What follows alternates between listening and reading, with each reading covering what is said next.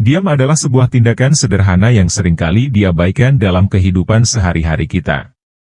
Namun, di balik kesederhanaannya, dia memiliki kekuatan yang luar biasa. Pepatah lama mengatakan bahwa diam itu emas, dan dalam pikiranku, pepatah tersebut memiliki makna yang mendalam. Kita hidup dalam dunia yang penuh dengan kebisingan dan distraksi. Suara-suara dari teknologi, obrolan, iklan, dan berbagai informasi terus mengalir tanpa henti. Dalam kekacauan ini, diam seringkali menjadi hal yang langka dan berharga. Dia memberikan kita kesempatan untuk merenung, meresapi, dan menghubungkan diri dengan diri kita sendiri. Ketika kita diam, kita memberi ruang bagi pikiran-pikiran dalam benak kita untuk berkembang dan mendalam. Pikiranku seringkali terbang bebas ketika aku memilih untuk diam. Ketika aku duduk dengan tenang, membiarkan pikiranku mengembara tanpa arah yang pasti, aku menemukan keindahan dalam kekayaan ide dan gagasan yang muncul begitu saja. Dalam diam, aku menemukan inspirasi yang sulit ditemukan dalam keramaian. Aku merenung tentang pengalaman-pengalaman masa lalu, belajar dari kesalahan, dan merencanakan langkah-langkah di masa depan. Namun, diam juga bukan hanya tentang berpikir. Diam juga adalah bentuk mendengarkan yang penuh perhatian.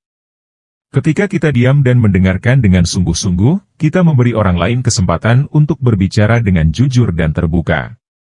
Kita belajar tentang pandangan mereka, pengalaman mereka, dan perasaan mereka. Dia menjadi jembatan yang menghubungkan hati kita satu sama lain. Dalam konteks hubungan sosial, diam juga bisa menjadi tanda penghargaan. Ketika kita diam saat orang lain berbicara, kita menghormati mereka dengan memberikan ruang bagi kata-kata mereka. Dalam diam, kita mengakui bahwa apa yang mereka katakan memiliki nilai dan penting bagi kita. Diam bisa lebih bermakna daripada sekadar kata-kata, karena dalam diam, kita mengirimkan pesan tanpa perlu mengucapkan apapun. Diam juga bisa menjadi bentuk komunikasi yang kuat dalam situasi yang emosional. Terkadang, kata-kata sulit diucapkan ketika kita merasa sedih, marah, atau kecewa. Dalam keadaan seperti itu, diam bisa menjadi cara untuk mengungkapkan perasaan yang sulit diungkapkan dengan kata-kata.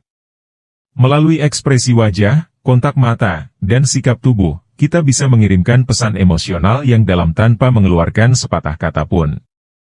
Namun, diam juga harus digunakan dengan bijak. Diam yang terlalu lama dalam situasi yang membutuhkan komunikasi bisa menjadi bentuk pengabaian atau ketidakpedulian.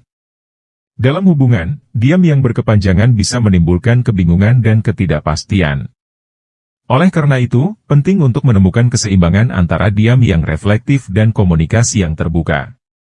Dalam pikiranku, diam adalah suatu kekayaan yang perlu dijaga.